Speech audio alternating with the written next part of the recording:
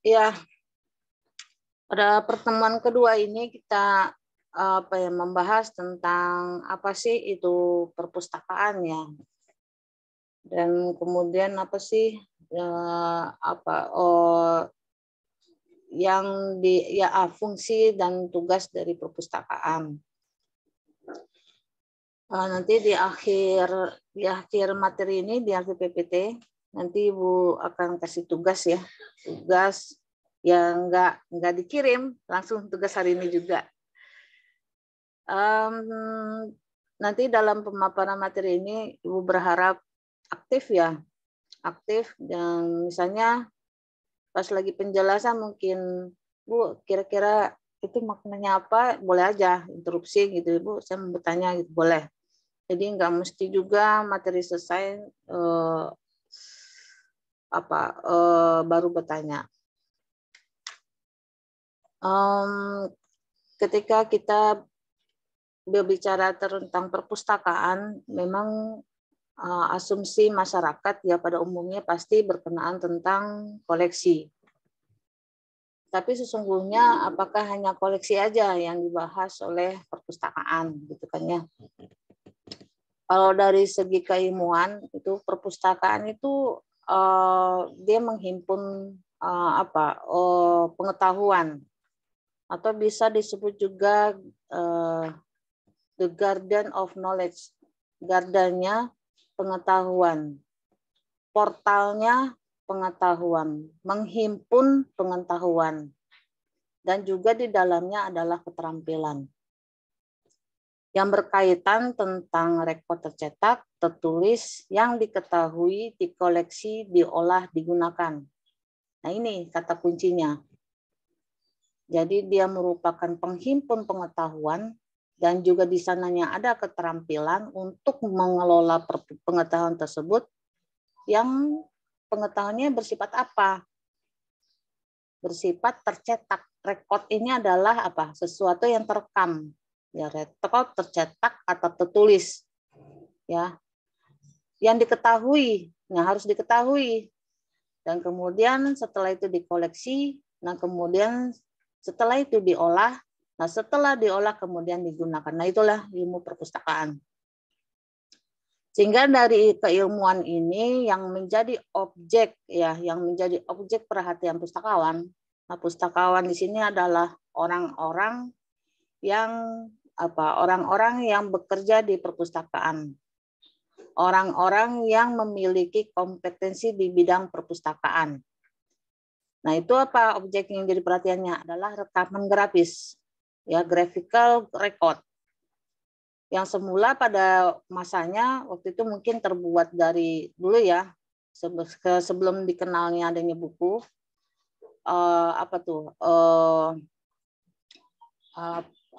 serpihan-serpihan dari kayu ya, dari kulit kayu ya, dan kemudian saat ini dikenal sebagai buku, dan kemudian dalam perkembangan apalagi saat ini ya, dikenal dengan adanya bersifat online, elektronik, digital. Nah, itu semua itu disebut sebagai informasi pada perkembangannya. Jadi intinya adalah buku, kemudian kalau misalnya buku itu menjadi elektronik, menjadi e-book, elektronik e-book, dan kemudian kalau jurnal yang bersifat fisik menjadi elektronik jurnal, itu semuanya adalah informasi. Nah, yang menjadi objek perhatian perpustakaan adalah mengelola informasi. Informasi itu bisa bersifat apa, Dek? Bisa bersifat buku, bisa bersifat digital. Digital ini bisa misalnya e-book, e-jurnal. Bisa nggak Bu manuskrip dikelola perpustakaan? Misalnya kan? Bisa. Manuskrip juga merupakan bagian yang dikelola oleh perpustakaan. Atau mungkin Anda mendengar arsip. Bisa nggak Bu arsip dikelola oleh perpustakaan? Bisa. Intinya lah apapun yang bersifat informasi yang terekam, nah itulah yang disimpan oleh perpustakaan. Apakah hanya disimpan aja Bu? Tidak. Setelah disimpan, nah itu balik lagi. Diketahui kan disimpan tuh. Setelah disimpan, dikoleksi, diolah. Nah, kemudian setelah diolah itu baru digunakan oleh pengguna perpustakaan. Tanpa adanya pengolahan di dalam perpustakaan, maka tidak bisa dimanfaatkan oleh perpustakaan. Apakah pemanfaatan itu bersifat akses online? Ya, mungkin nanti mungkin saat ini Anda sudah merasakan ya. Apakah harus terjun langsung ke perpustakaan? Nah, itulah pemahaman pada pada gambaran besarnya, gambaran besar tentang ilmu perpustakaan. Nah, kemudian ada dari pernyataan dari objek dan kemudian pengertian tentang perpustakaan. Pertanyaan pertama adalah why library should be managed? Ya, kenapa sih perpustakaan harus di manage? Manage itu berarti apa? Dikelola ya. Dikelola untuk siapa? Ya, untuk pengguna perpustakaan. Pengguna perpustakaan itu siapa? Ya, kita-kita ini. Mahasiswa, guru, ya, dosen, siswa, dan masyarakat luas. Nah, karena perpustakaan itu merupakan suatu organisasi yang memiliki suatu tujuan, ya. Oleh karena itu, untuk mencapai tersebut, maka perpustakaan harus dikelola. Kemudian bagaimana pengelolaan, how things going in Indonesia, bagaimana di Indonesia? Sebelum kita membahas tentang luar lah ya, kita membahas sendiri kita sendiri aja lah dulu. Nah, yang menjadi problem, saya rasa Ibu rasa nggak hanya di Indonesia sih, yang menjadi problem di perpustakaan itu ada berapa tuh? 1, 2, 3, ada 6 atau 7 tuh ya. Yang menjadi problem di perpustakaan tuh pertama itu SDM. SDM perpustakaan itu sebenarnya sangat sedikit, belum banyak. Ya. Wah, unlimited gimana nih? Nanti mati ya nih? Enggak ya? Zoom-nya enggak mati ya, Dek? Enggak, Bu. Oh, syukur deh. Yang menjadi problem adalah SDM. Nah, SDM perpustakaan itu problem banget di Indonesia ya, khususnya. Apalagi kalau bicara tentang perpustakaan, SDM perpustakaan sekolah. Nah, untuk menutup keprobleman tersebut, maka banyak guru-guru ya, guru-guru yang terlibat di dalam pengelolaan perpustakaan. Mungkin di sekolah Anda dulu waktu mungkin SD, SMP atau SMA sebelum masuk ke UIN ya. Mungkin yang Anda hadapi adalah sebenarnya bukan pustakawan sebenarnya, tetapi mereka adalah guru yang mengelola perpustakaan. Nggak apa-apa juga sih, nggak jadi masalah sebenarnya, karena memang ada ketentuan-ketentuan tersendiri bagaimana guru tersebut bisa mengelola perpustakaan. Nah, salah satunya adalah mungkin guru tersebut itu melakukan atau mengikuti diklat-diklat tentang kepustakaan. Itu salah satu syarat ya. Jadi tidak semena-mena misalnya, oh guru si A atau si B atau guru matematik atau guru IPA atau IPS atau guru bahasa Indonesia, langsung aja deh ditunjuk sebagai pengelola perpustakaan. Tidak juga sebenarnya. Jadi sebelum dia ditunjuk sebagai pengelola perpustakaan itu biasanya dia harus mengikuti diklat. Itu yang sebaiknya. Dan kemudian anggaran yang jadi masalah. Khususnya sekolah ya. Kalau misalnya di perguruan tinggi anggaran itu udah tetap biasanya. Udah tetap tiap tahun misalnya dianggarkan untuk satu universitas misalnya 1 miliar misalnya. Atau mungkin di bawahnya atau ratusan juta misalnya. Atau mungkin di bawahnya puluhan juta gitu untuk fakultas ya. Tetapi kalau misalnya untuk lingkup perguruan tinggi biasanya sih ratusan juta atau bisa juga miliar. Tergantung ya. Kemudian ada aturan-aturan yang tentang perpustakaan tuh belum semuanya dilaksanakan. Salah satunya standar-standar yang tentang pengelolaan perpustakaan itu belum semua juga mengikuti. Kemudian problemnya bagaimana perpustakaan itu meningkatkan minat baca. Kemudian misalnya ada perpustakaan tertentu yang misalnya politik, ekonomi, sosial, budaya gitu ya. Berkenaan siapa saja sih yang masuk ke dalam lingkup perpustakaan. Misalnya perpustakaan UIN, kita aja misalnya UIN. Apakah orang-orang luar gitu, misalnya di luar ini bisa masuk ke perpustakaan? Nah, itu masuk dalam problem ya, permasalahan. Karena memang bukan berarti perpustakaan itu bersifat eksklusif, tetapi memang ada aturan-aturan tertentu. Apakah setiap semua orang itu bisa masuk? Terkecuali memang mungkin perpustakaan nasional, nih, memang semua orang aja bisa masuk. Tapi kalau misalnya perpustakaan perguruan tinggi itu mungkin orang apa ya? Tidak juga semua bisa masuk. Walaupun pada intinya bisa masuk, hanya sebatas masuk. Tetapi untuk menikmati apa-apa yang disediakan itu belum tentu. Kemudian mindset tentang perpustakaan. Nah, biasanya nih masyarakat tuh masih sampai sekarang sebenarnya ya, padahal udah era seperti ini ya, masih memandang bahwa perpustakaan itu hanya gudang buku gitu. Jadi ketika misalnya mencari koleksi, udahlah di perpustakaan saja, padahal belum tentu ada.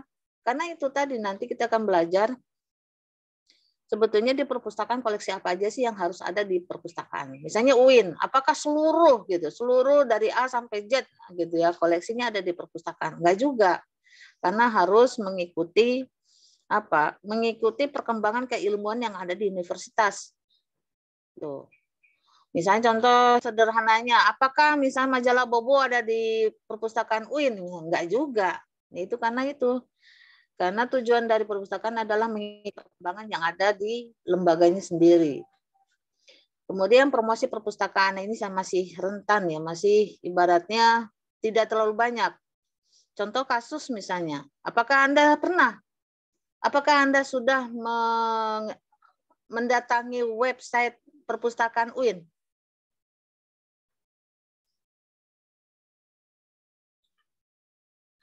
Belum, Bu.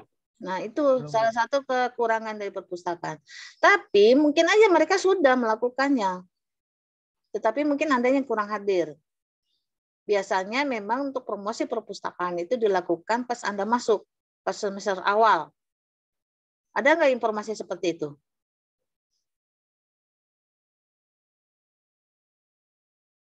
Ayo, yang udah pasti ada lah, masa nggak ada sih? Ada Bu waktu itu. Ada kan?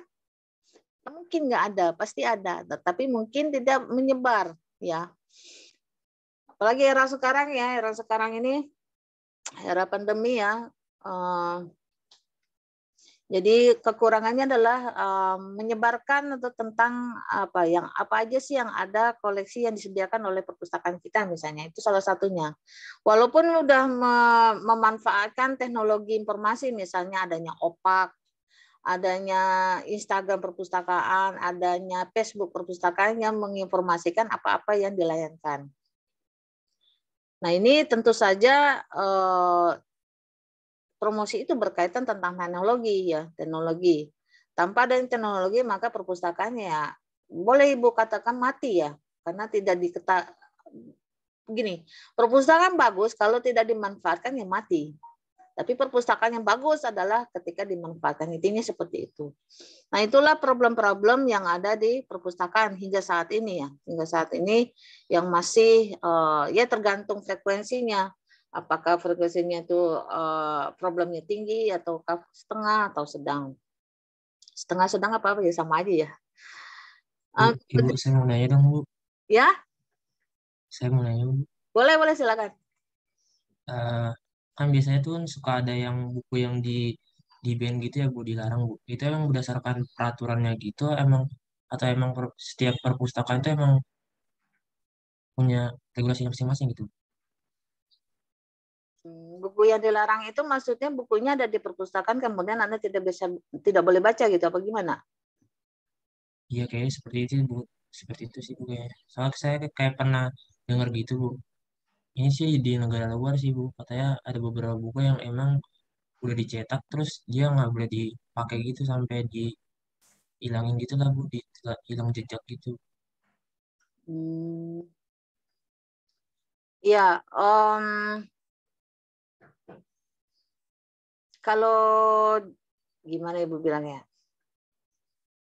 Ketika misalnya koleksinya ada di perpustakaan, kemudian dia koleksi buku itu tidak boleh dipinjam, itu ada kemungkinan karena ada namanya layanan reference, di mana buku-buku itu khusus untuk hanya dibaca di tempat. Tetapi kalau misalnya buku itu tidak ada, nah itu nggak mungkin juga menurut Ibu ya. Artinya adalah ketika misalnya koleksi itu ada, pasti bisa dinikmati oleh pengguna perpustakaannya, tetapi belum tentu buku itu bisa dipinjam karena buku itu bersifat reference. Itu satu. Kalau misalnya buku itu terlarang, ya tidak mungkin itu disediakan di perpustakaan. Jadi mungkin Ibu agak rancu juga dengan pertanyaannya ya. Kalau misalnya dilarang, kayaknya tidak akan diletakkan di jajaran raknya. Tetapi kalau misalnya buku itu ada di jajaran rak, kemudian Anda tidak bisa meminjam, kemungkinan buku itu bersifat referen. Ya, biasanya tuh di atasnya itu ada R tandanya. Artinya Anda hanya bisa membaca di tempat, tetapi tidak bisa dipinjam. Nah, terkait mungkin buku-buku yang dilarang, itu biasanya bersifat politik ya deh ya mungkin ya. Jadi misalnya pada misalnya kemarin Anda melihat buku itu ada di jajaran rak, tiba-tiba hilang dari jajaran rak gitu, misalnya kayak seperti itu. Ya itu mungkin kebijakan ya deh, kebijakan bahwa daripada menimbulkan kontroversi dan sebagainya, sehingga buku itu tidak bisa dijajarkan di raknya perpustakaan. Jadi memang seperti itu ada kebijakan tertentu, tetapi kalau untuk khusus perguruan tinggi rasanya jarang yang melakukan seperti itu. Jarang banget. Apakah waktu Yudhistira melihat buku itu ada di mana? Perpustakaan apa? Enggak sih Bu, saya lagi dengerin video dari YouTube aja sih Bu. Ya. Kalau Ibu nggak tahu ya, tidak tahu secara pasti, tetapi ya itu tadi, kalau misalnya contoh gini deh, contoh kasus yang pernah Ibu alami ya. Dulu saya Ibu tuh pernah di perpustakaan FISIP ya. Ada buku tentang apa ya, tentang negara apa gitu. Nah, itu tidak harus dicabut dari harus dicabut dari jajaran rak. Pertimbangan dekan saat itu adalah karena di dalam buku itu tidak lengkap informasinya, takutnya akan menyesatkan sehingga harus dikeluarkan dari jajaran rak. Jadi mungkin itu, jadi mungkin ada pertimbangan-pertimbangan tertentu ya. Karena itu memang hak daripada perpustakaan untuk melihat ya informasi-informasi apa yang tidak menyesatkan untuk penggunanya. Mungkin itu yang bisa Ibu jawab ya, Yudhistira. Iya Bu, terima kasih Bu. Sama-sama. Bagus sekali ya pertanyaannya. Tapi yang lebih pasti lagi, yang lebih pasti lagi sebenarnya dari sisi kearsipan ya. Dari sisi kearsipan. Kalau perpustakaan itu kan sifatnya itu kan akses ya. Orang bisa mengakses seluas-luasnya. Tetapi kalau dari sisi kearsipan, tidak semua juga arsip bisa dinikmati oleh penggunanya. Karena kenapa? Yaitu karena terkait informasi yang mungkin akan membahayakan suatu negara, sehingga itu tidak semua orang juga bisa mengakses. Ya, tapi kalau misalnya dari sisi perpustakaan yang merupakan sifat lembaganya itu seharusnya diakses seluas-luasnya, nah mungkin ada pertimbangan-pertimbangan tertentu. Ini tuh ya tambahan dari Ibu. Kita lanjut ya. Nah, dari problem ini sehingga yang menjadikan lahirnya ya berkembangnya suatu perpustakaan itu 3. Yang pertama apa? Koleksi, pustakawan, pemustaka. Coba pertanyaan Ibu, kenapa ya dari jabaran di atas ya mungkin udah ada bayangan ya. Ada bayangan terkait perpustakaan. Kenapa lahirnya perpustakaan? Karena ada 3 hal ini. Koleksi, pustakawan, pemustaka. Pemustaka ini adalah pengguna perpustakaan, tetapi dalam bahasa undang-undangnya disebut pemustaka. Kenapa? Kira-kira? Karena ketiganya saling berkaitan, Bu. Saling berkesinambungan antara jadi perpustakaan mengoleksi buku dan pustakawannya mengolah bukunya dan pemustaka itu menggunakan bukunya. Jadi saling berkesinambungan gitu. Bagus sekali Fajar. Misal koleksinya nggak ada gimana? Tapi perpustakaan nggak jadi perpustakaan, Bu. Hah? Nggak jadi Kalau perpustakaan. Iya. Jadi tempat teduh doang ya. Iya, nitip. tempat nanya berarti. Iya. Misal lagi, misalnya koleksi itu aja dari tahun ke tahun. Kira-kira bagaimana? Satu, Bu, masalahnya pemustakanya dikit karena merasa bosan, Bu. Karena yang dicari tidak ada ya. Tetapi harus dipahami, tidak semua perpustakaan dapat dikatakan perpustakaan itu lengkap. Di dunia ini mereka tidak ada yang menyebut, oh ini perpustakaan saya lengkap, tidak ada. Tetapi berusaha untuk mengembangkan. Tapi betul sekali Fajar, nanti lama-lama kalau misalnya koleksi itu orang bosan, juga orang tidak akan datang. Betul itu. Nah, oleh karena itu, maka pilar utama perpustakaan yang 3 itu tadi. Pemustaka, koleksi, pustakawan. Tetapi tiga ini juga tanpa diimbangi dengan fasilitas, sarana, dan program, itu juga tidak akan datang orang. Misal koleksinya udah itu aja, terus tidak bisa tidak mengikuti zaman, misalnya apalagi era pandemi seperti ini deh misalnya contoh.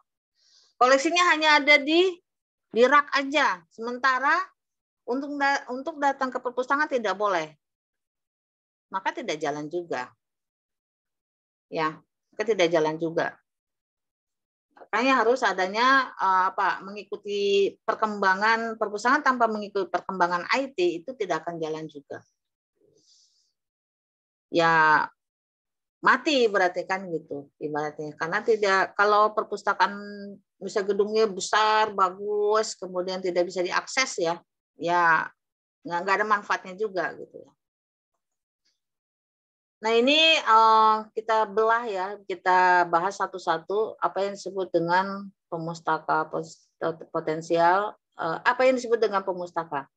Oh iya, tadi malam Ibu udah udah kirim PPT-nya, udah dibaca nggak sih? Enggak ya, nggak dibuka ya Google-nya. Dibaca nggak? Ada yang sudah buka? Di Google Scholar, Ibu udah kirim itu PPT-nya. Ya, ada dua macam pemustaka, yaitu potensial dan aktual. Potensial itu ya kita ini, misalnya di perpustakaan UIN, ya kita ini yang potensial.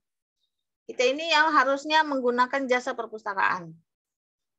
Nah, tetapi orang-orang yang di luar UIN memanfaatkan perpustakaan UIN itu disebut dengan pemustaka aktual. Ya, orang-orang luar misalnya dari UGM ke UIN Jakarta, kemudian misalnya UHAMKA ke UIN Jakarta, kemudian atau bisa nggak sih Bu anak-anak SMA ke UIN Jakarta? Bisa. Nah, mereka itu disebut dengan pemustaka aktual. Nah, kalau kita potensial yang harus dilayani, wajib dilayani. Nah, ketika misalnya Anda besok nih ke lapangan nih, misalnya ya, Anda itu disebut sebagai apa? Potensial apa aktual? Ke lapangan di luar UIN. Aktual. Iya, aktual. Kalau aktual berarti ya namanya aktual berarti tidak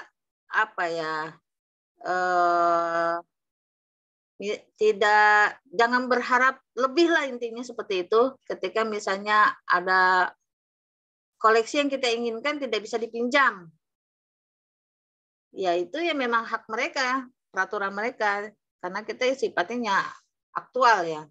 Hanya bisa menikmati di dalam, tidak bisa menikmati yang ada di dalam kita bawa keluar, tidak bisa. Tapi kalau yang potensial bisa. Nah ini ada yang potensial itu juga dibagi dua ya. Nah targetnya kita ini kalau misalnya di perpustakaan WIN, misalnya kita membutuhkan apa deh? Ibu bertanya aja deh. Kira-kira Anda membutuhkan apa sih di perpustakaan selama ini kan udah semester 2 ya? Yang Anda butuhkan di perpustakaan kira-kira? E-book. E-book. Oke, pernah nggak minta? Waktu semester 1 sih nggak tahu, intinya nyari di Google. Banyak tuh perpustakaan dari yang lain juga, cuman harus minta akses dulu, Bu. Baru bisa. Kadang-kadang gitu. Oke, itu melalui websitenya UIN atau bukan? Mungkin waktu itu bukan sih, Bu. Website sekolah lain gitu. Perpustakaan lain. Oke, kalau misalnya Anda melalui websitenya UIN, insya Allah ada di Anda nanti dikasih passwordnya, ID passwordnya pasti dikasih. Coba deh pergi ke perpus.uinjkt.ac.ud. Udah pernah buka belum?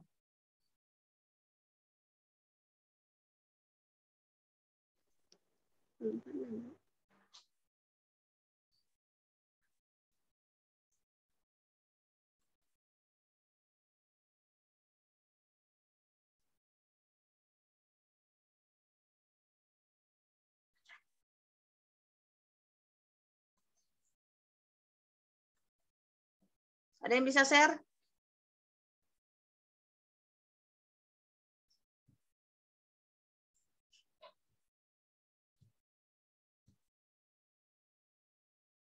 perpus.uinjkt.ac.id.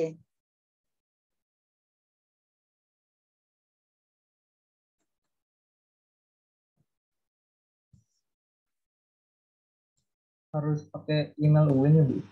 Enggak, itu website kok.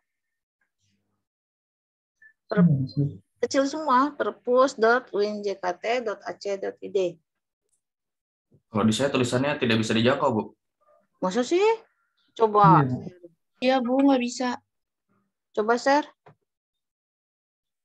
Ibu salah. Pakai yang ada di IG kalau nggak salah dah. Yang dari IG tuh, link dari IG UIN. Yang perpustakaan UIN tuh baru bisa tuh. Ada banyak pilihannya, Bu, ini, Bu. Layanan online pusat perpustakaan kan ya? Iya. Coba Fajar.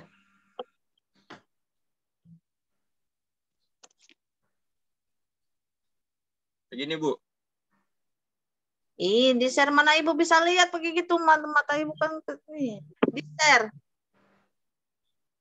Wah, saya yang satunya di laptop, Bu. Ini pakai HP.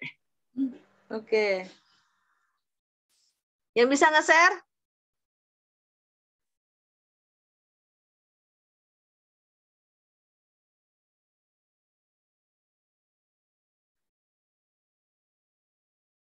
Oh iya. Lagi listriknya mati.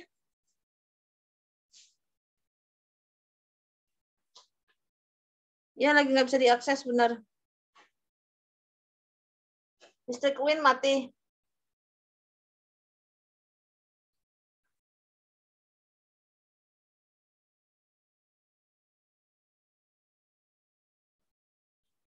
Tapi kok Fajar bisa ya? Coba Fajar. Itu dari Instagram ya? Ya. Saya dari link Instagram, Bu. Ibu malah nggak pernah pakai itu. Ada yang punya IG terus di-share? Saya bisa, Bu. Sok.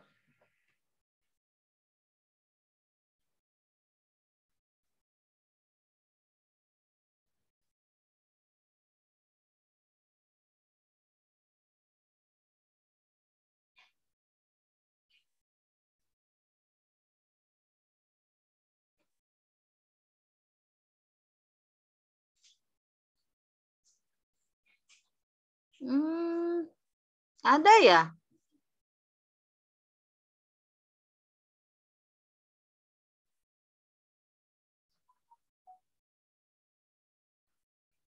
Layanan validasi bebas purpose, website repository UIN. Oke, coba buka yang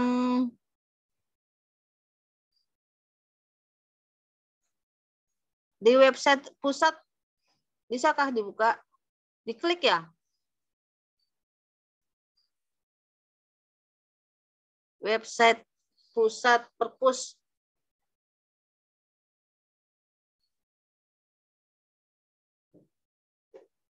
Wow.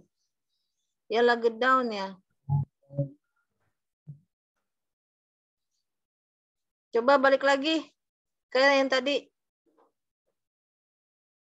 Coba pilih yang one shot deh. One shot win. Wah.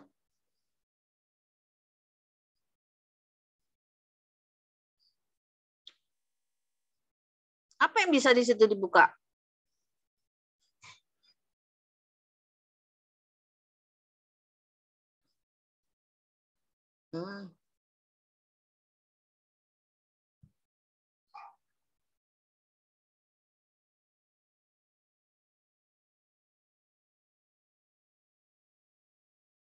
Repository kayaknya aja.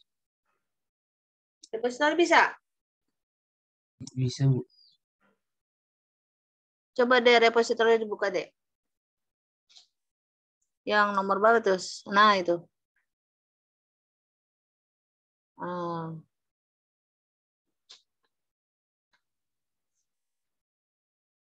Oke.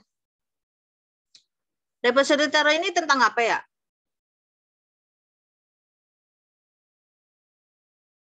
Ada yang pernah buka?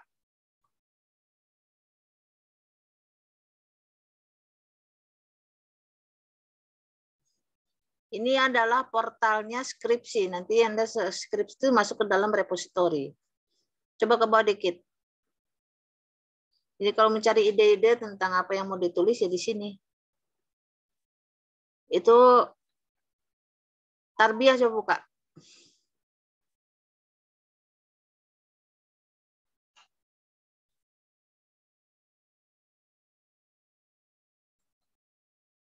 Ke bawah.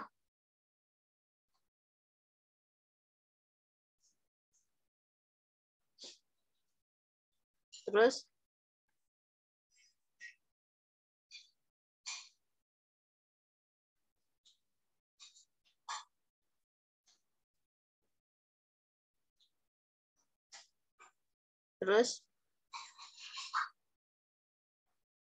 nah,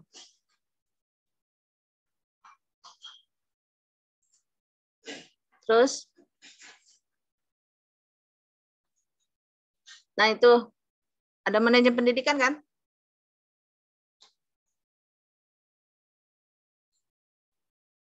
Ke bawah.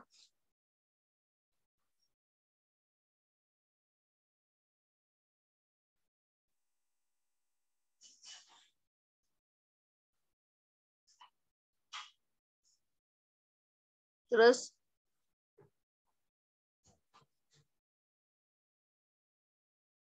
nah itu nah itu deskripsi kan? Paling bawah. Nah itu. Nah ini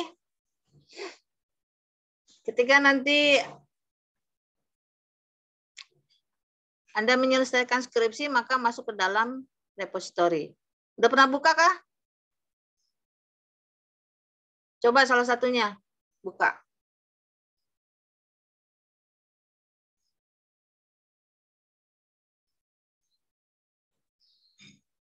Ke bawah.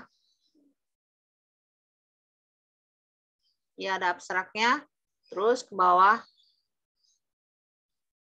Nah, itu file, itu full text. Ya, yang file itu yang betul bawah, ya Rizka Indah. Nah, itu full text deh. Coba klik aja, klik.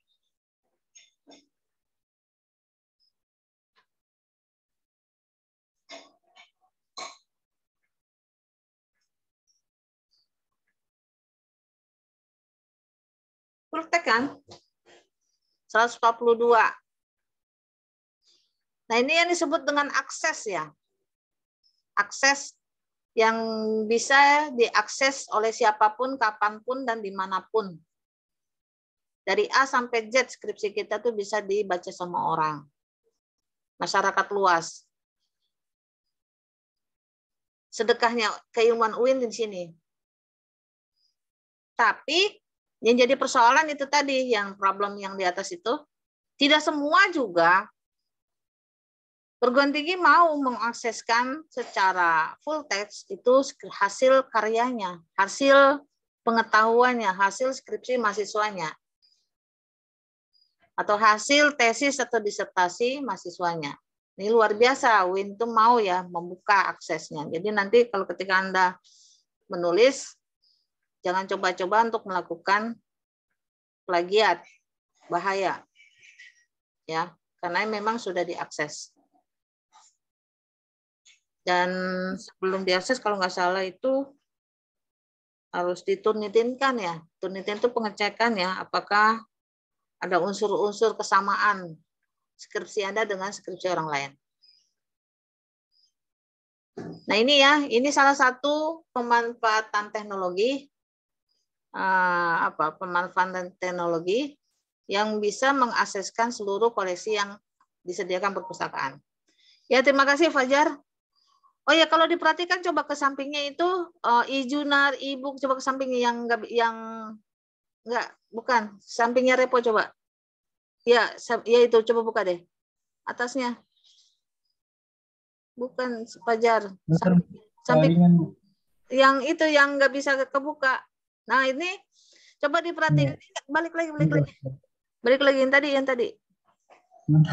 Kalingan ini. Oh. Kata si Fajar. Nah, jadi perhatikan coba perpus.uinjkt.ac.id. Nanti Anda kalau mungkin nanti minggu depan atau kapan atau mungkin nanti setelah mata kuliah Ibu, mungkin nanti listriknya udah hidup kali ya. Nah, ini perpus.uinjkt.ac.id, di situ koleksi-koleksi e-jurnal, e-book. Nah, Anda bisa nikmati itu. Nah, tentu saja untuk mengakses dari rumah kita masing-masing ya minta ID passwordnya. Nah, kalau nggak salah di situ nanti ada kontak person ya. Nanti hubungi mereka atau mungkin nanti email Ibu Bapak saya minta password terkait e-jurnal apa karena untuk berkenaan menyelesaikan makalah saya atau bagaimana gitu. Nanti dikasih ID passwordnya. Ya, terima kasih Fajar ya. Eva Wahid ya. Ahmad Wahid. Jadi close deh.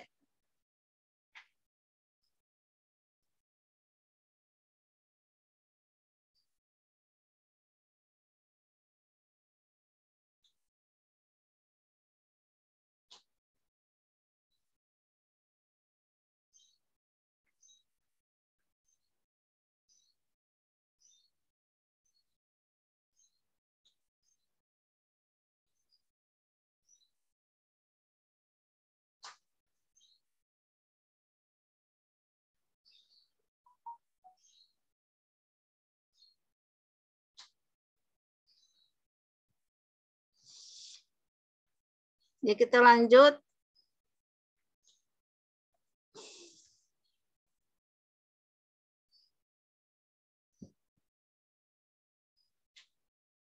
Ya. Jadi kita ini adalah target potensial ya. Untuk di perpustakaan di perpustakaan kita misalnya di sekolah misalnya berarti targetnya adalah siswa, guru ya. Kalau misalnya perguruan tinggi mahasiswa, dosen gitu ya. Dan juga karyawan yang mengikuti tugas studi maksudnya. Nah, ini ternyata di dalam Pemustaka pengguna juga ada yang aktif dan juga ada yang FASIP. Jadi sebenarnya perpustakaan itu harus melihat ya mana yang potensial, mana yang aktual. Dengan begitu nanti terlihat beragam apa yang mereka cari dari yang dihimpun, dan kemudian ketika misalnya yang dihimpunnya itu kurang bermanfaat, maka nanti biasanya ada evaluasi terhadap koleksi yang disediakan dari para pemustaka ini. Makanya kalau tidak ada pemustaka, maka perpustakaan tidak bisa menilai apa-apa yang disediakan itu bermanfaat apa enggak sih, gitu, bahasa mudahnya seperti itu. Nah, ini koleksinya juga macam-macam. Ada fiksi, ada referensi, ada yang bentuknya tercetak, terekam, atau online. Nah, kalau misalnya sebelum online, kalau dievaluasi ya terhadap koleksi, itu 80%, taruhlah 70% aja deh. 70%-nya itu adalah tercetak. Artinya tercetak adalah buku-buku yang dijajarkan di rak. Dan 30%-nya adalah online, e-book, e-jurnal, gitu. Tapi setelah pandemi, berubah tuh kebijakannya. Tapi tidak bisa juga semena-mena, misalnya dibalik. Dibalik misal contoh maksudnya adalah 70%-nya adalah online, 30%-nya adalah tercetak. Belum bisa. Belum bisa seperti itu. Kenapa buku nggak bisa? Karena memang koleksi-koleksi yang online, misalnya manajemen pendidikan ada yang online, tapi manajemen yang dikarang oleh para pakar ya, itu belum semuanya juga itu ada online-nya.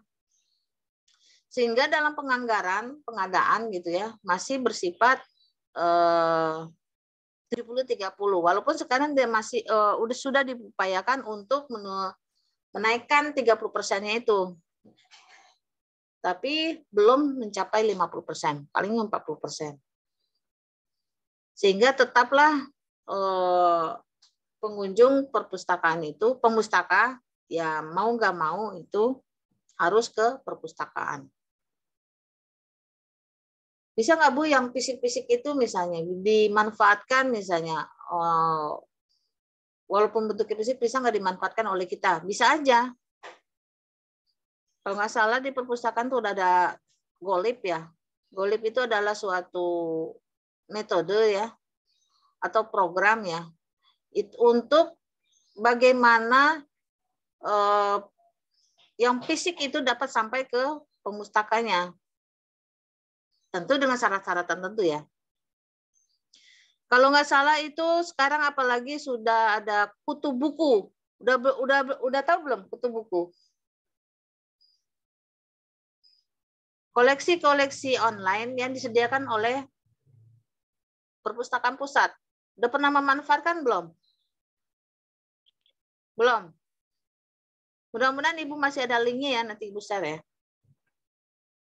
Jadi yang tadi yang ditampilkan oleh Ahmad Fawaid itu mungkin belum termasuk yang kutu buku itu. Jadi syaratnya itu harus Anda masukkan NIM, ID password, NIM, kemudian emailnya email UIN. Jujur aja Ibu juga belum mencoba ya, belum mencoba, nanti Ibu akan coba. Apakah semudah itu gitu ya mendapatkan koleksinya gitu ya melalui kutu buku gitu. Nanti Ibu kasih linknya ke Farah. Nah, ini yang Ibu sebutkan, tak satu pun dan tak mungkin memiliki perpustakaan lengkap. Nah, di dunia ini belum tentu. Tidak ada perasaan misalnya di luar negeri gitu, ini koleksi saya lengkap. Belum ada perpustakaan yang menyatakan demikian. Karena tetap aja untuk mencukupi kebutuhan pengguna biasanya itu perpustakaan harus mengadakan kerjasama. Misal contoh, kita ini kan target potensial ya bagi perpustakaan UIN. Ada buku-buku tertentu yang ada di perpustakaan lain, misalnya di perpustakaan UI. Nah, seharusnya ya, perpustakaan UI itu kerjasama dengan perpustakaan UI untuk memenuhi kebutuhan penggunanya. Misalnya buku yang dibutuhkan ada di UI gitu. Nah, seharusnya itu kerjasama dengan UI sehingga kita mahasiswa UI itu bisa meminjam yang ada di UI. Tetapi sampai sekarang itu belum, mungkin masih dalam proses menuju ke sana. Tapi yang pernah Ibu lihat adalah waktu apakah masih ada atau tidak, itu perpustakaan UNPAD itu kerjasama dengan seluruh perpustakaan perguruan tinggi yang ada di Bandung. Tetapi masuk ke dalam jaringan forum perpustakaan perguruan tinggi. Nah, itu mereka mengadakan untuk kerjasama. Kenapa di kita belum, Bu? Nah, itu mungkin masih masa penjajakan ya, masih masa prosesnya. Nah, artinya bisa aja perpustakaan dikatakan lengkap ketika dia harus melakukan kerjasama, ya, kerjasama antar perpustakaan. Nah, ini istilah-istilah ya, istilah-istilah pustakawan ya. Kalau guru tetap guru ya. Apakah dia guru SD, SMP, SMA, dia tetap guru. Tapi kalau di pustakaan banyak ya istilah-istilahnya. Coba dari istilah itu mana yang menarik?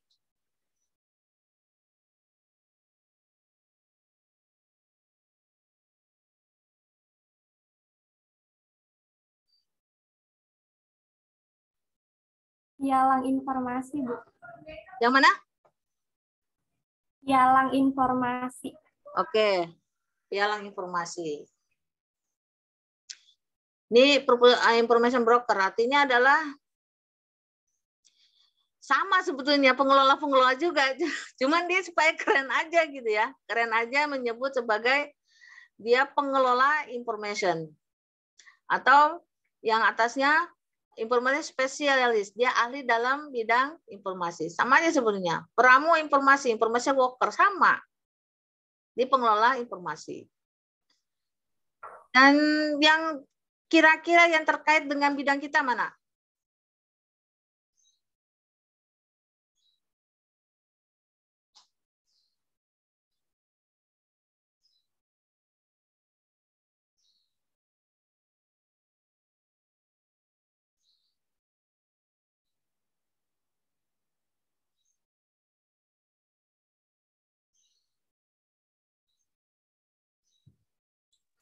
Itu manajer pengetahuan apaan, Bu? Manajer pengetahuan. Ya, pengelola pengetahuan. Sama kan? Sama aja. Ibu, maaf saya boleh nanya nggak? Boleh. Kalau pustakawan yang ada di tempat-tempat baca atau perpustakaan umum itu dapat gajinya atau dibayarnya kayak gimana ya, Bu? Perpustakaan yang ada di? Iya, kalau pustakawan yang ada di perpustakaan umum gitu, bukan yang ada di universitas-universitas gitu, Bu. Bagus sekali pertanyaannya. Siapa namanya, Dek? Azra Syafitri. Oh, Azra Syafitri. Oke, bagus sekali. Jadi,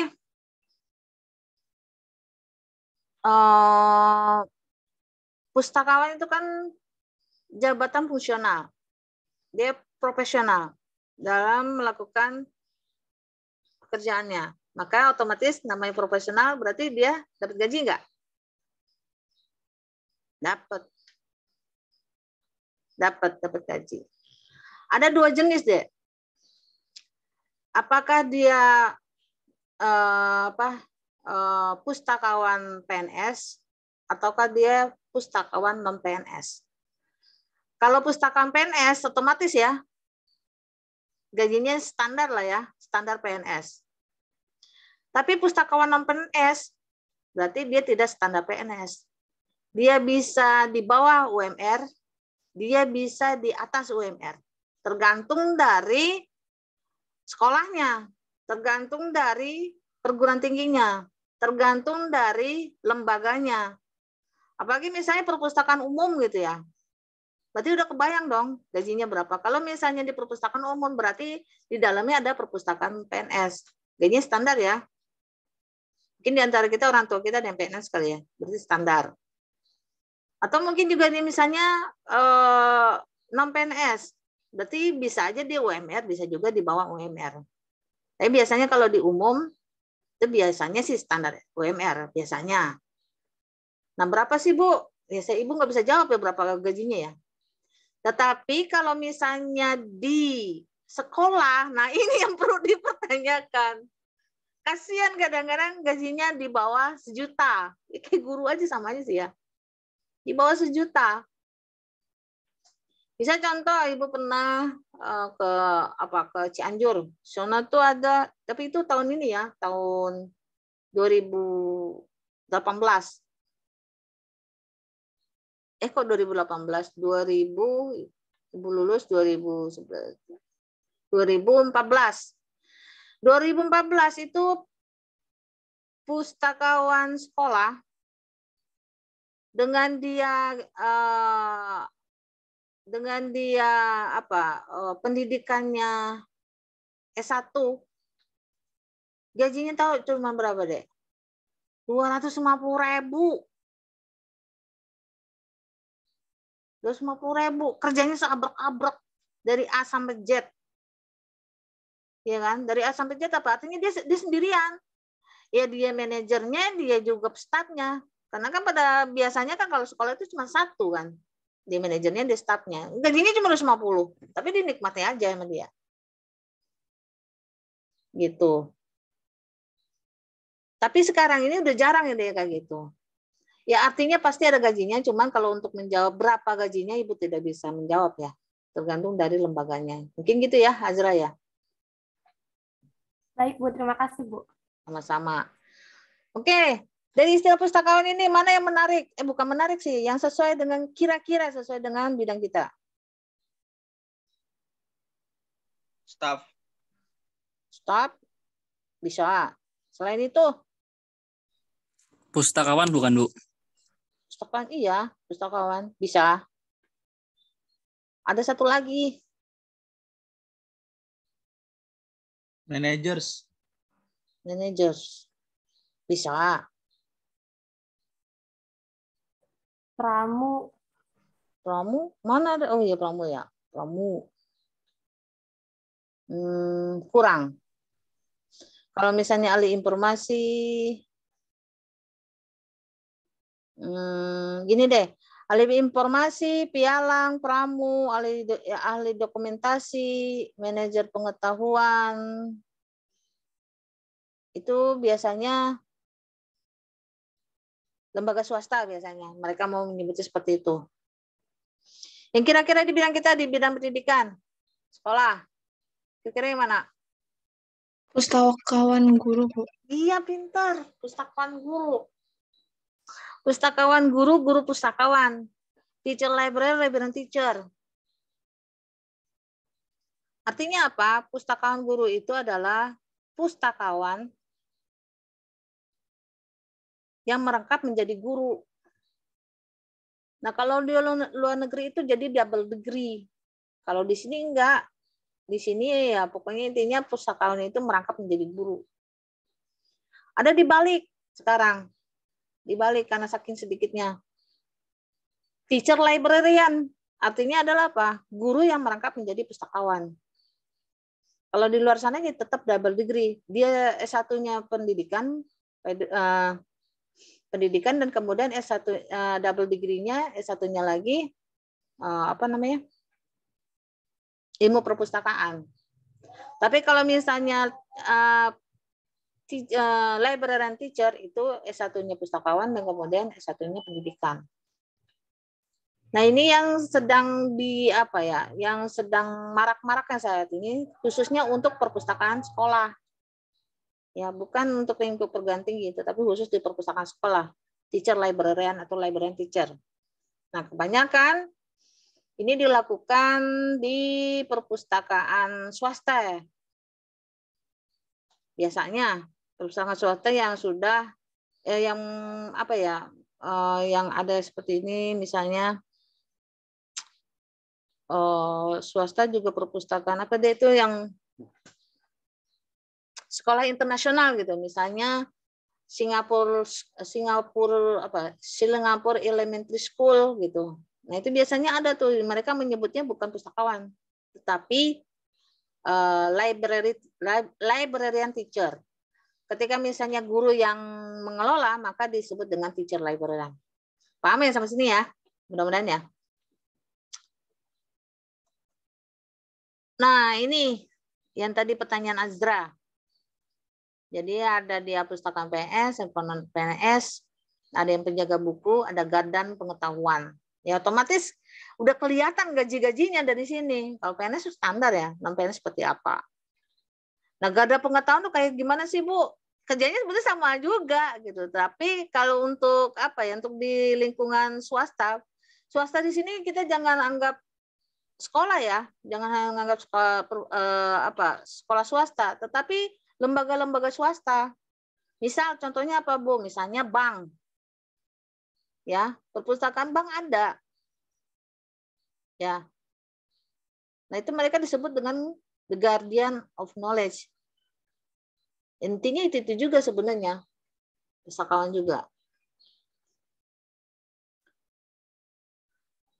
Kalau kata Profesor Ilmu Perpustakaan itu Profesor Sulistyo Basuki, ya suka-suka aja lah menyebutnya apa gitu. Mungkin untuk menaikkan grade-nya dia gitu sebagai sebagai ahli di bidang informasi, jadi suka-suka aja dia menyebutnya apa seperti itu. Menurut Profesor Sulistyo Basuki. Ya, kemudian karena kita berkaitan dengan manajemen perpustakaan, maka udah biasa ya, apa sih yang disebut manajemen ya? Proses perencanaan, organizing, staffing, directing, controlling ya. Tapi yang berkaitan dengan pemanfaatan sumber-sumber informasi ya. Yang berkaitan dengan sumber-sumber informasi, bagaimana merencanakan, mengorganisasikan, terus mengisi staf yang ada, kemudian bagaimana kita memimpin dalam sebuah perpustakaan dan bagaimana untuk mengontrol. Nah, ini dari sisi manajemennya. Nah, ini fungsi-fungsinya nanti dibaca aja deh. Jadi dari fungsi-fungsi manajemen ini, maka planning, organizing, staffing, directing, controlling, maka pustakawan itu bisa disebut sebagai manajer. Ya. Kenapa Bu bisa disebut sebagai manajer? Karena itu dia yang merumuskan, dia yang mengorganisasikan, dan dia yang mengimplementasikan pengetahuan-pengetahuan yang ada di perpustakaan. Nah, ini yang belum bunyi di masyarakat. Yang mereka tahu adalah pustakawannya ya itu aja lah, jaga-jaga buku, kemudian melayani buku, kemudian melayani pengunjung. Nah, tapi kalau dibalik itu kerjaannya luar biasa, banyak. Apakah itu dari segi teknisnya, ya ibaratnya bahasa mudahnya itu dia menggunakan otak dan juga dia menggunakan otot. Kok bisa Bu? Iya, karena dia kan bagaimana mengorganisasikan, terus kemudian mengimplementasikan itu kan pakai otak. Kemudian setelah itu dihimpun dan sebagainya untuk meletakkan bukunya itu ke jajaran rak, maka dia menggunakan otot. Kebayang nggak sih penggunaan otot? Ya buku-buku yang buku-buku yang sudah diolah kemudian taruh di jajaran rak. Jangan-jangan di antara Anda ada nggak ya mungkin orang tuanya yang pustakawan enggak? Adakah? Atau yang bekerja di perpustakaan mungkin? Nggak ada ya? Kemudian ini kompetensinya, ya kompetensi Jadi perpustakaan itu memang harus memiliki kompetensi. Kalau nggak, bagaimana dia bisa mengelola perpustakaan, bagaimana dia menjadi guardian ya, the guardian of knowledge. Dia memiliki kompetensi. Nah, ini kemampuan-kemampuannya, kemudian nanti dibaca aja ya. Nah, sekarang ini yang selain yang ini, selain mana tadi tuh? Selain istilah ini, nah sekarang ini berubah tuh istilah-istilah baru yang timbul. Mana? Nih, bukan. Nah ini. Jadi seharusnya memang karena perubahan zaman, nah dia harus menjadi perpustakaan digital, pustakawan digital, yaitu mengelola koleksi-koleksi secara digital. Dari apa? Dari 7 istilah ini,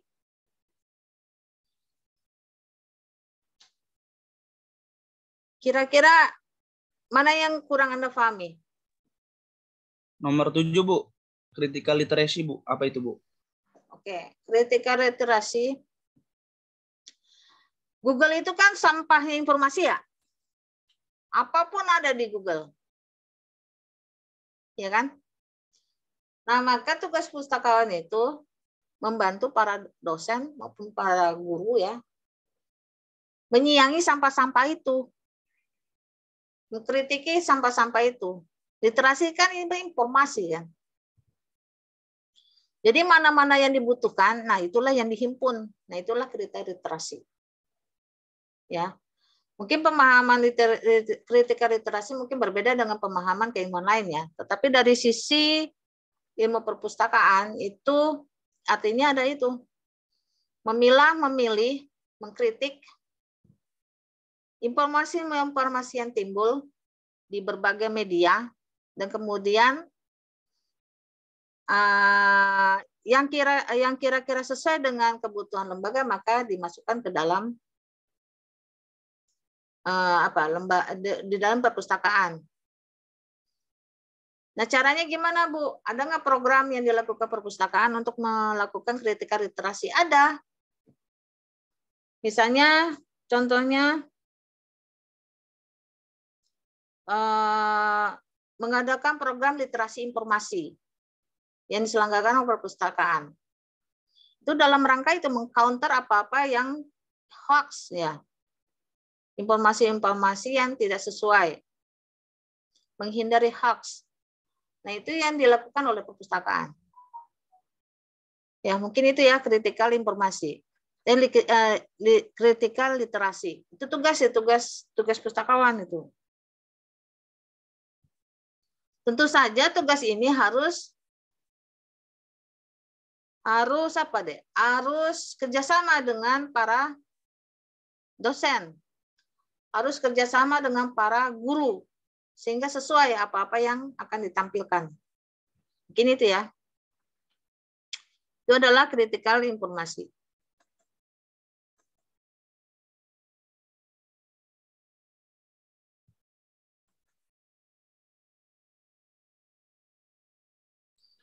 Ibu, saya mau nanya, Bu. Ya, boleh, silakan. Saya kan pernah datang ke sebuah perpustakaan ya, Bu. Itu ada tulisan layanan sirkulasi sama layanan rujukan. Itu maksudnya apaan ya, Bu? Kalau sirkulasi itu berarti kan layanan pengembalian dan peminjaman. Itu sirkulasi. Nama sirkulasi, circulation. Berputar dia. Kalau layanan rujukan atau layanan referensi, layanan itu apa bahasanya? Memberi petunjuk kan rujukan, memberi petunjuk. Yang ingin minta petunjuk. Contoh, Farhan. Apa ya? Biasanya untuk pas ini ya, biasanya untuk mahasiswa tingkat akhir biasanya.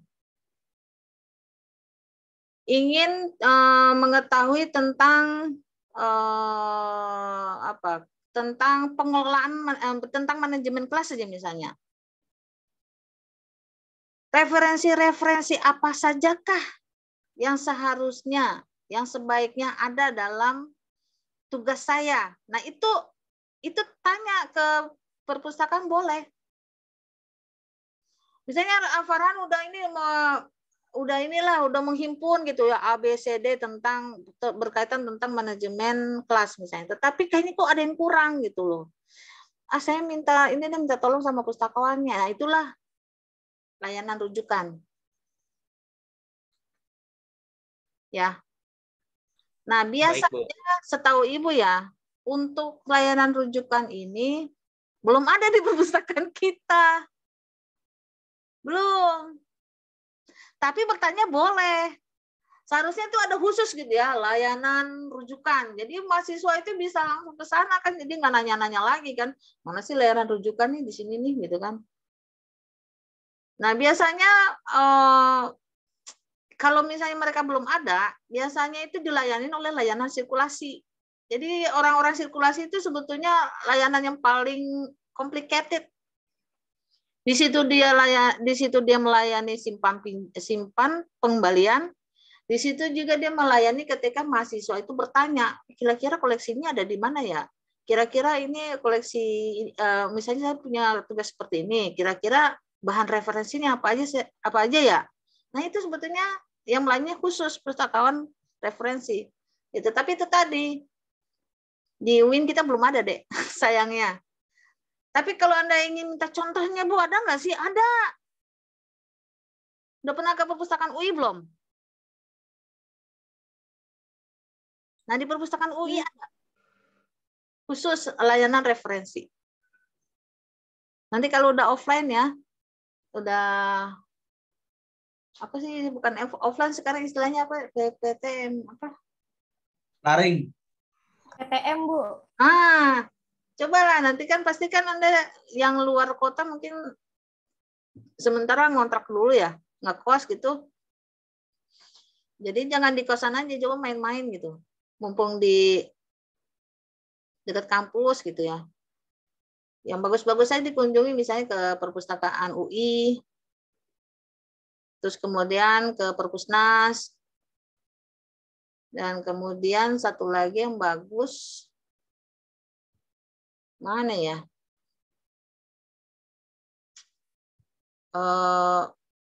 Aduh, Ibu lupa.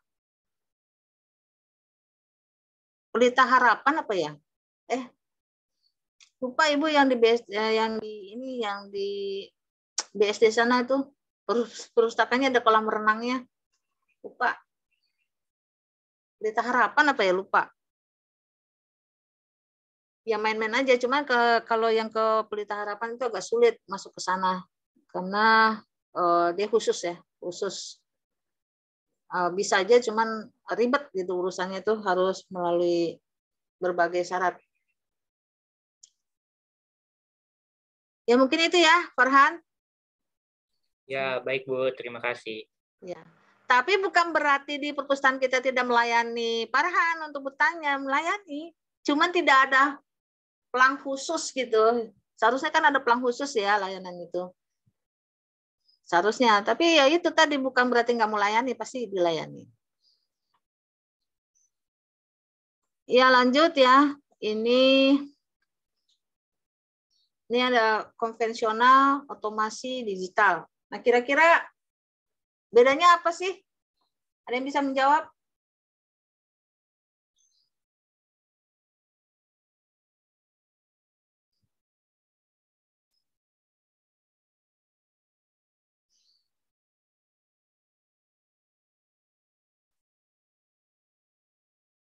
Terus ada yang mungkin bisa ngasih contoh.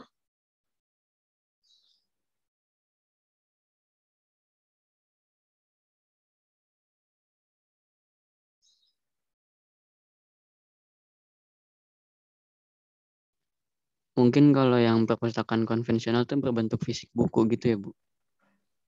Betul. Betul banget. Contohnya? Yang di Perpusnas sana, Perpustakaan Nasional. Perpustakaan nasional, perpustakaan konvensional, apa iya? Ibu tampung dulu deh. Tapi apa iya? Perpustakaan nasional itu perpustakaan konvensional.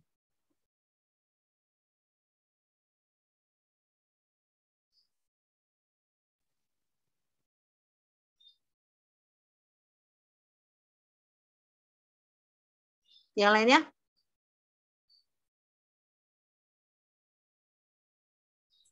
Mau coba jawab, Bu? Boleh. Kalau perpustakaan konvensional tuh yang kayak di sekolah-sekolah, Bu. Yang di sekolah-sekolah. Iya. Oke, bisa. Contoh, maksudnya di sekolah-sekolah itu? Yang perpustakaan di sekolah.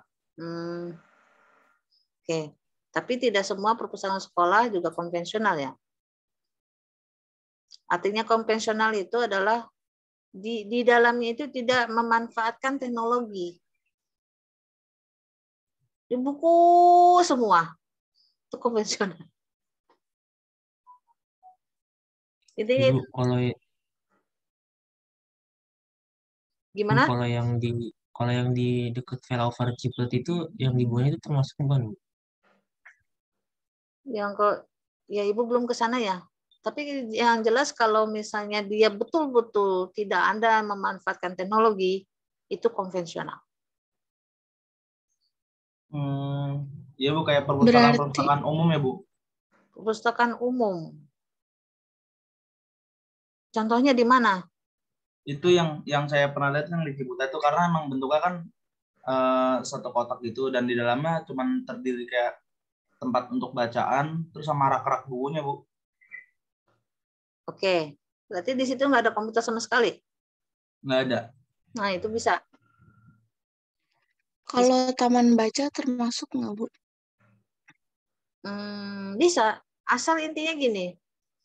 Asal intinya dia tidak memanfaatkan teknologi, itulah konvensional. Dia hanya menjajalkan buku.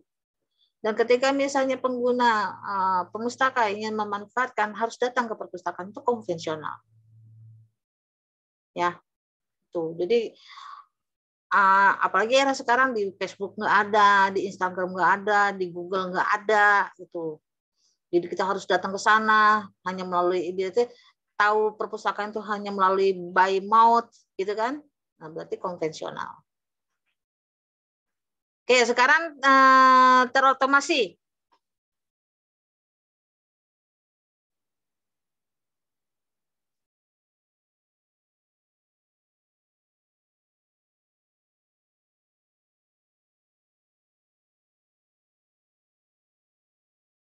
Kira-kira. Jadi kan kalau konvensional itu pokoknya buku aja yang ada. Di situ nggak ada CD, di situ nggak ada koleksi ya, koleksi CD. Terus kemudian tidak ada memanfaatkan internet, nggak ada jaringan internet, nggak ada memanfaatkan komputer. Nah, itu konvensional. Jadi diolah secara konvensional. Jadi orang harus datang dan sebagainya, itu konvensional. Nah, sekarang otomasi gimana? Kalau otomasi tuh kalau nggak salah pakai bantuan sistem gitu ya, teknologi gitu. Ya, pintar. Oh, itu bedanya dengan digital apa? Kalau digital pure benar-benar dibantu oleh alat ya Bu? Atau program? Otomasi pakai alat. Digital nggak ada pemustakanya nggak sih, Bu? Ada, kita ini pemustakanya online. Oh, ada. Kita ini kan online, maksudnya kita udah nggak apa-apa dong. Ada, hadirnya melalui digital. Kan digital. Kalau yang otomasi nggak ada itu. Ada pemustakanya. Nggak ada pustakawan yang otomasi. Oke. Tanpa campur usia. Tanpa campur usia. Itu otomasi? Iya, tanpa campur tangan manusia. Oh, tanpa campur tangan manusia, otomasi. Bedanya sama digital? Digital itu ada pustakawannya gitu. Ada masih campur tangan sama manusia. Kalau ini pure teknologi, Bu. Yang otomasi? Iya. Oke. Ada yang kritik terhadap pernyataan Awaludin? Mungkin kalau yang otomasi itu lebih kayak pakai software gitu ya. Oke. Bedanya sama digital? Digital emang nggak pakai Kalau yang software? kalau digital mungkin penyajian bukunya gitu bisa melalui sebagian besar pakai PDF gitu nggak sih Bu? Terus kalau otomasi nggak pakai PDF gitu? Kalau yang otomasi lebih kayak ke prosesnya, kayak misalkan kita mau minjem bukunya lewat pendaftaran di IT-nya gitu, di teknologinya gitu Bu. Ya nggak sih? Agak rancu memang ya antara digital dan otomasi. Karena keduanya memang kalau persamaannya keduanya sama-sama menggunakan TI kan, teknologi informasi. Keduanya sama-sama memanfaatkan sarana media lain. Sarana media lain artinya dia tidak konvensional. Tapi yang bedanya, yang paling benar-benar membedakan keduanya adalah keduanya sama-sama ada pustakawan ya. Cuma kalau digital itu kan nggak kelihatan orangnya di balik layar. Otomasi juga sama, cuman otomasi itu memang Ibu agak ini ya sama Auludin. Kebalik deh. Jadi kalau otomasi itu dia masih pemustakanya masih melihat librariannya, tetapi kalau digital enggak sama sekali. Enggak sama sekali. Artinya otomasi di perpustakaan dari sisi perpustakaan ya, otomasi perpustakaan itu ya benar yang dibilang Din, itu dia menggunakan software. Digital juga menggunakan software, cuman membedakannya adalah aksesnya. Kalau otomasi itu aksesnya hanya bisa diakses di IP-nya. Hanya melalui IP lembaga. Tapi kalau digital, siapapun, kapanpun, dan dimanapun bisa diakses. Itu bedanya deh. Tapi kalau misal otomasi, hanya bisa diakses melalui IP address lembaga. Pernah nggak Anda mungkin merasakan ketika susahnya mengakses informasi yang disediakan oleh perpustakaan? Contoh, mengakses e-jurnal, mengakses e-book, itu otomasi apa digital sih? Digital. Digital, oke. Ketika misalnya mengakses koleksi-koleksi yang ada di perpustakaan hanya bisa diakses melalui IP address-nya lembaga, itu digital apa otomasi? Otomasi. Diaksesnya otomasi. Nah, contoh lagi repository. Repository itu digital atau otomasi? Digital. Otomasi. Digital. Nah, kita bisa download. Walaupun keduanya itu pakai software, dulunya sama-sama pakai software, cuman aksesnya yang membedakan keduanya. Jadi kalau misalnya ada perpustakaan, misalnya ditulis ya gede-gede di plang gitu ya. Perpustakaan berbasis digital. Tapi ketika misalnya kita mengakses koleksinya nggak bisa, berarti belum. Berarti itu otomasi. Tapi kan nggak ada ditulis di gede-gede di plang. Perpustakaan berbasis otomasi, nggak ada. Pasti mereka menyebutnya perpustakaan berbasis digital. Tapi kalau dalam pengertian konsepnya sebenarnya namanya digital itu yang nggak ada koleksi manualnya, nggak ada koleksi konvennya, nggak ada. Nah sekarang perpustakaan nasional, apakah mereka perpustakaan otomasi atau perpustakaan digital?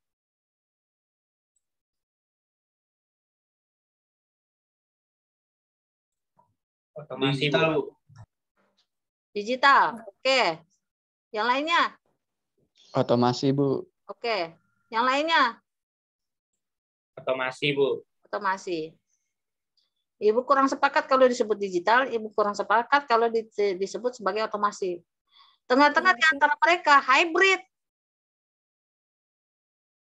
Ada yang bersifat otomasi, ya. Maksudnya ada yang bersifat fisik, ada yang bersifat online, hybrid mereka. Kalau digital betul-betul pure, nggak ada itunya fisiknya, itu digital, pure. Mereka tuh hybrid, kita itu masih hybrid, nggak ada yang perpustakaan yang pure digital. Cuman Ibu pernah pergi ke ini yang teman-teman yang mungkin ada di mahasiswa nih yang tinggal di Jogja ya. Ibu pernah pergi ke perpustakaan apa sih deh yang dekat UGM itu? Perpustakaan apa sih? Perpustakaan yang dekat UGM tuh UNY, Universitas Negeri Jogja. Itu di pelangnya itu disebut tuh perpustakaan digital. Ibu penasaran ke sana ke dalam. Benar.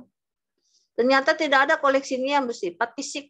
Semuanya itu berbasis digital. Yang disediakan adalah bukan jajaran rak tetapi jajaran komputer untuk mengakses koleksi yang disediakan. Nah, itu satu-satunya yang Ibu lihat ya saat ini ya. Mungkin jangan-jangan ada di tempat lain juga. Itu mungkin salah satu contoh yang disebut dengan perpustakaan digital. Dia koleksi itunya nggak ada. Jadi dia tuh ada berapa ya? Ada 3 lantai, 4 lantai kalau nggak salah. Tuh warnanya putih gedungnya ya, bener-bener putih bersih gitu ya. Jadi kayaknya kalau mau nginjek lantainya itu nggak enak gitu. Kalau kotor itu kaki itu saking bersihnya. Itu di sini nggak ada koleksi fisik. Tetapi yang ada adalah jajaran komputer. Coba deh main-main ke sana. Di dekat UGM. Itu ya bedanya. Kalau kita masih hybrid.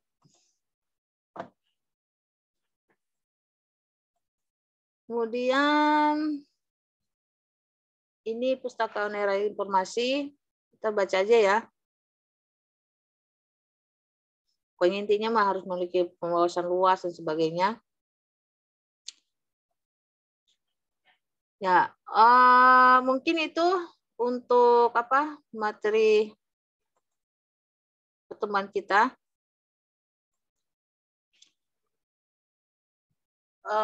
Untuk memahami lebih lanjut, ini masih ada waktu kan ya? Coba buka Permendiknas nomor berapa ya? Agak lupa. Nomor 25 kalau nggak salah, tahun 2008.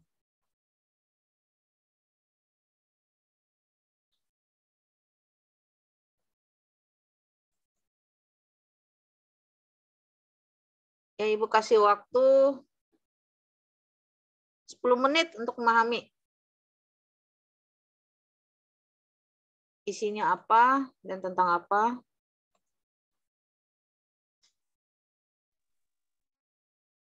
Kalau nggak salah ya, lupa ingat ya. Permendiknas. Kalau nggak salah sih 25 deh.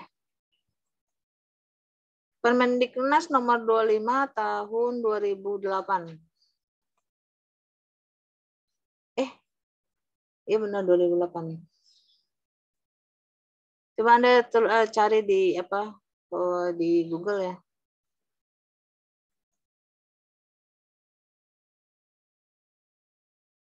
Ya benar. Permendiknas nomor 25 tahun 2008. Kalau 2006 itu kan tentang laporan. Udah dapat?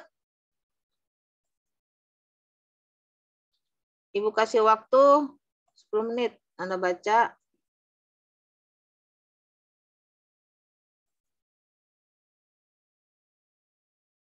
Terus kita diskusikan.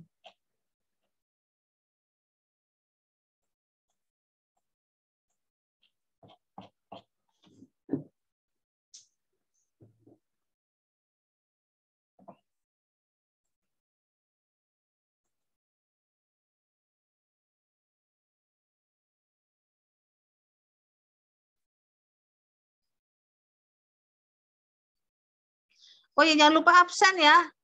20 menit sebelum sesudah kita mulai tadi kan ya. Berarti 20 menit ya, 7 berapa tuh? 30. 7.45.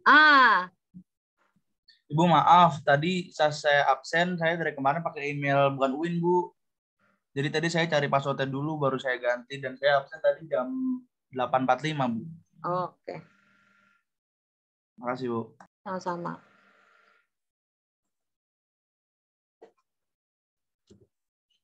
Ini AIS-nya nggak bisa dibuka. Jadi Ibu nanti patokan absennya dari yang Ibu kasih link. Ini AIS-nya nggak bisa dibuka.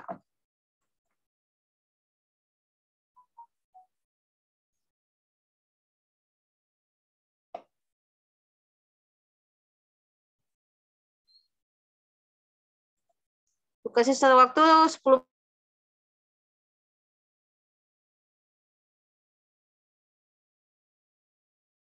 Anda baca secara keseluruhan.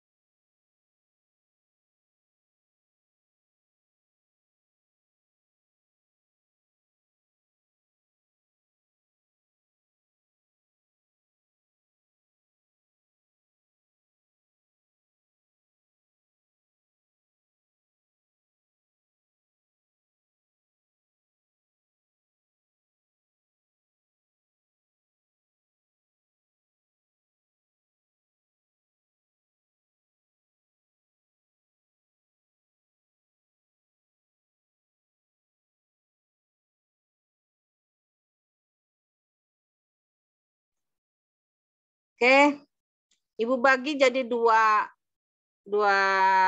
kelompok.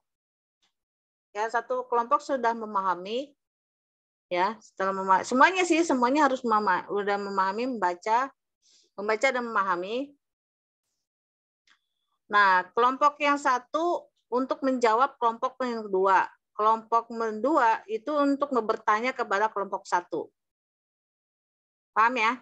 Jadi yang kelompok 1 itu menjawab pertanyaan kelompok 2. Kelompok 2 tugasnya adalah memberi pertanyaan kepada kelompok 1. Paham ya?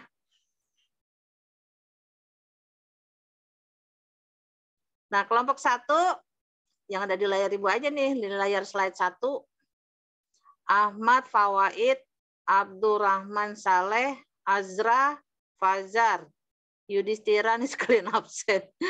Awaludin, Ibnu Maulana, Alma, Bagas, Salwa, Hana, Nur, Dafa, Zaki, Farah, Adela, Anissa, Novita, Kaila, Didi, Cici ya, Ahmad Fahrizal, Siti Zamroatin, Erisa, Faiza, Intan. Itu kelompok 1. Di layar 1 Ibu, di layar 1. Nah, sekarang layar 2. Jadi berarti kelompok 2. Adelia, Anissa Fitri dari tadi udah ya, belum? Anissa Fitri, Novita, Kaila. Cici tadi kelompok 1 ya, Dek? Yang tadi sudah disebut kelompok 1, Bu, bilang aja saya udah tadi Bu di kelompok 1.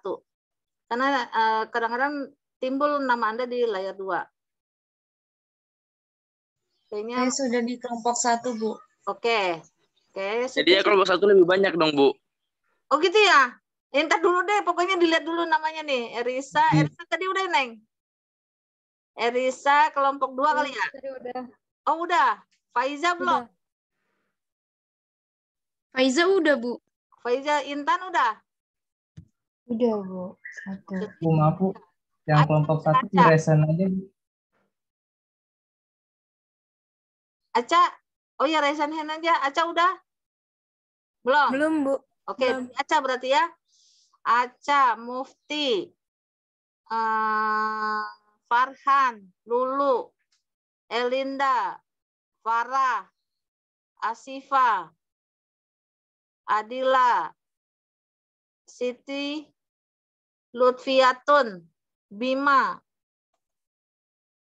Zahra, Aulia Hudaibia, Sarah Hasanah, Azam, dan Bagus. Nah, itu kelompok 2. Kelompok 2 ada berapa orang? Yang tadi Ibu sebutin. Jadi berapa? Kelompok 2 15 orang, Bu. Oke, kelompok 1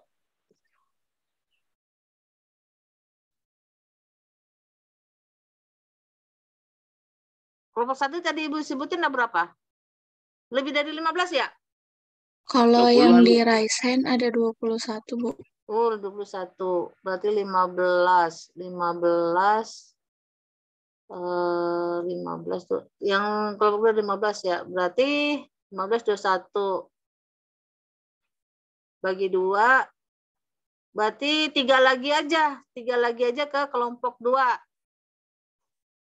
Nah, berarti Adelia kelompok 2, Intan kelompok 2, Zaki kelompok 2. Dah. Selebihnya kelompok 1. Ya. Tugas kelompok 2 membuat pertanyaan terkait Permendiknas tadi nomor 23 tahun 2008. Ya kan? Semuanya harus membaca kan? Semuanya harus bertanya kepada kelompok 1. Nah, Ibu batasi yang ditanyain apa. Kalau nggak dibatasi, diskusi panjang. Dibatasi tentang apa sih? Otomatis yang ditanya Permendiknas itu tentang apa. Terus yang keduanya tentang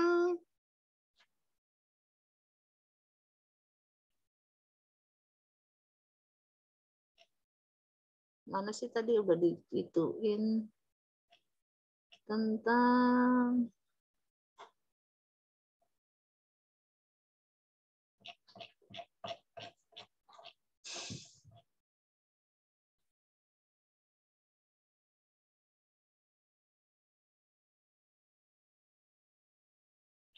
Tentangnya terserahlah, yang penting yang ada di bagian B, kompetensi, cuma satu aja. Dimensi kompetensi cuma satu aja yang ditanyakan kepada kelompok 1. Ya, jangan semua dimensi, teler tar. Jadi satu dimensi aja. Satu dimensi berarti kan satu kompetensi aja. Ya, karena waktunya udah mepet, ya silakan. Udah kan, udah baca kan semua kan?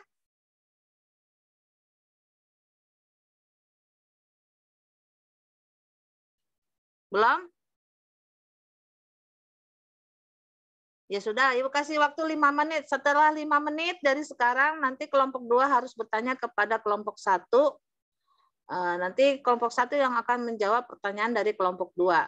Nah, dimensinya hanya satu dimensi yang perlu dipertanyakan, nggak semua dimensi.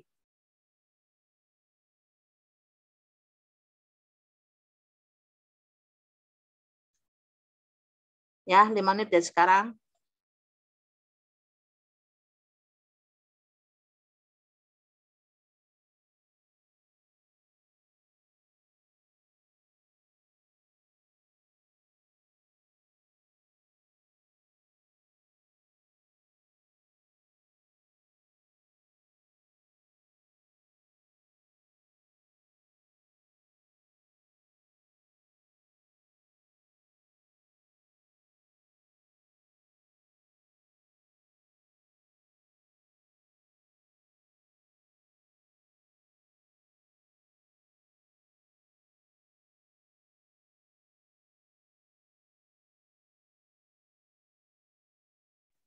Oh iya, yang bertanya nanti, jadi nggak semua juga bicara ya. Nggak semua juga bicara. Jadi satu perwakilan bicara, tapi merangkum dari semua. Artinya kira-kira disepakati gitu. Disepakati bertanya apa sih kepada kelompok 1. Nah, nanti yang kelompok 1 juga tidak semua yang berbicara, satu saja. Cuma nanti kalau ingin melengkapi, boleh. Yang kira-kira Anda paham aja sih, nggak terlalu harus perfect gitu ya, minimal apa sih menjawab gitu, menjawab dari soal yang diberikan kelompok 2.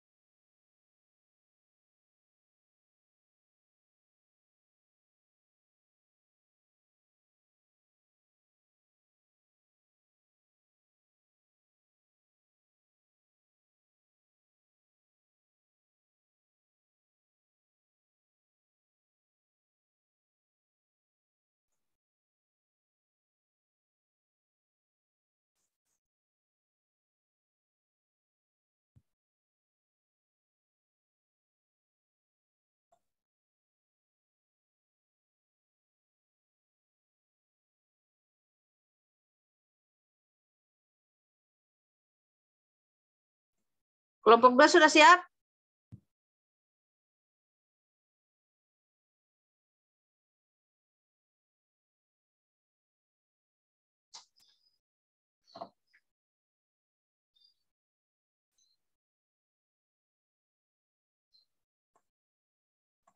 Belum ya? Nanyain jangan susah-susah. Yang mudah-mudah aja.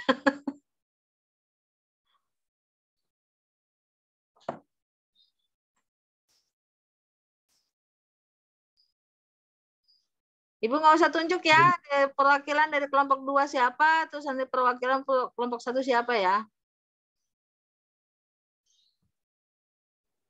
Oke, baik. Ibu sebelumnya mau nanya dong, cara nanyanya tuh gimana ya? Ya, seperti Saya masih bingung. Seperti biasa, gimana sih namanya bertanya ya? Kayak misalnya Anda bertanya sama Ibu aja tadi seperti itu kan, nggak usah jawab formal juga. Yang penting Anda baca itu Permendiknas, kemudian Anda dari kompetensi yang disediakan yang tercantum dari Permendiknas, kira-kira apa yang dia akan ditanyakan ke kelompok 1. Nah, nanti kelompok 1 menjawab, gitu aja.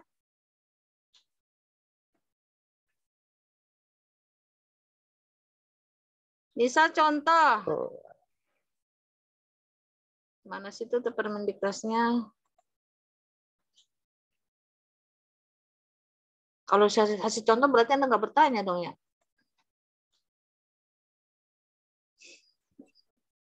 Ada Bu, saya mau nanya Bu.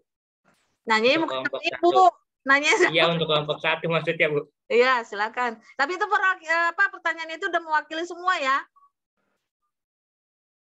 Ya, insya Allah Bu. Sip. Pertanyaannya ini kan di kompetensi untuk tenaga apa tadi mana? Untuk tenaga perpustakaan, mengapa perlu kompetensi kepribadian? Kan di kompetensi yang nomor 2 tenaga perpustakaan sekolah atau madrasah, poin keempat yaitu kompetensi kepribadian. Mengapa tenaga perpustakaan harus mempunyai kompetensi itu? Ya, terima kasih.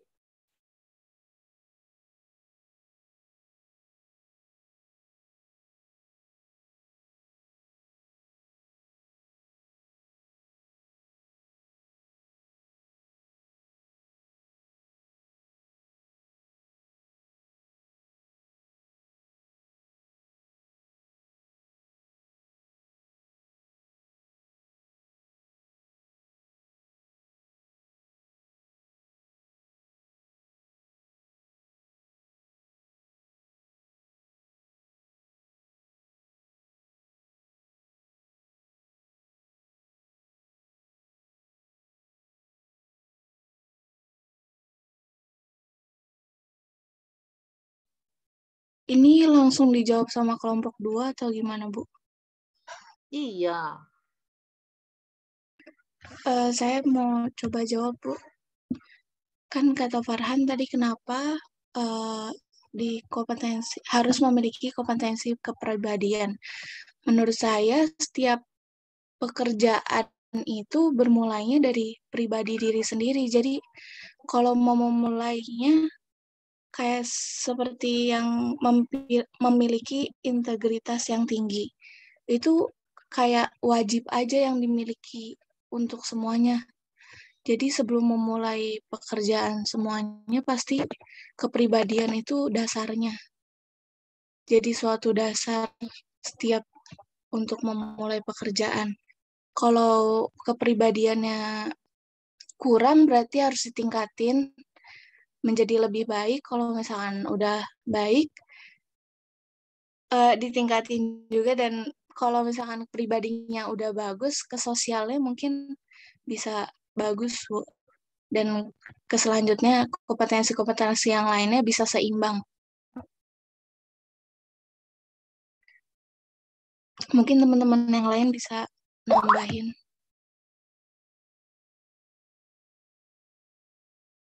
Tambahan dikit.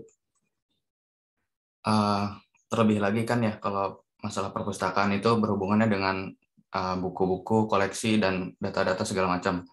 Jadi dibutuhkan kepribadian yang tekun, disiplin, serta teliti dalam mengolah data-datanya sehingga tidak ada seperti data-data buku hilang atau apa. Jadi bisa diminimalisir gitu.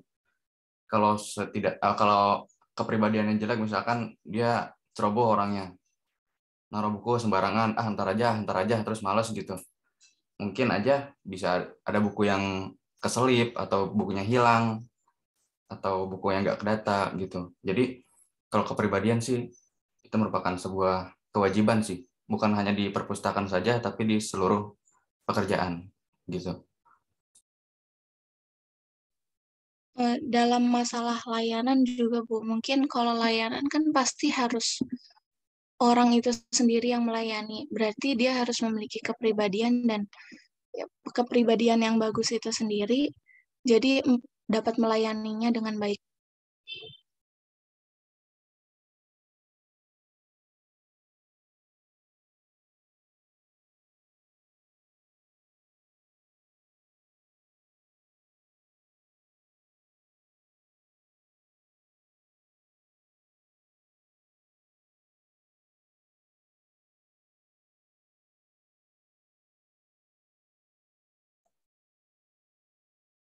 Ya, bagus sekali ya pertanyaan dari kelompok 2 dan jawaban dari kelompok 1. Ya, sebenarnya sudah terjawab ya. Inti dari apa ya? Dari kepribadian itu kan karena memang bukan hanya di perpustakaan ya, di setiap unitnya. Kenapa ada tes itu? Karena kan kita melayani ya. Melayani pengguna kan. Otomatis ada tes. Ibu dulu juga sebelum waktu melamar kerjaan itu ada namanya juga tes ya. Tes kepribadian, artinya apakah kita mumpuni untuk melayani dengan senyum, sapa, seperti itu ya. Emang itu penting ya. Dan tidak hanya pustakawan, mungkin guru, juga dosen gitu ya. Apakah misalnya dalam melayani mahasiswa dengan apa ya, dengan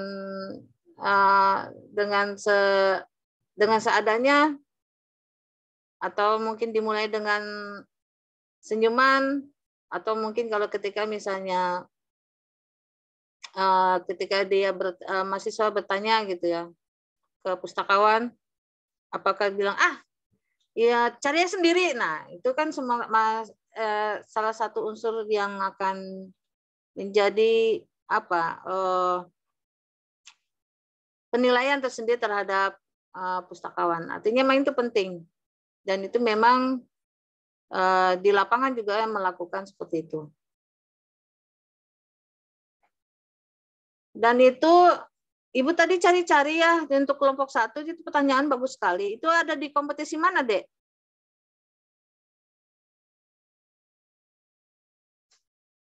Di ini Bu, kompetensi nomor 2 yang untuk tenaga perpustakaan. Tenaga kepustakaan.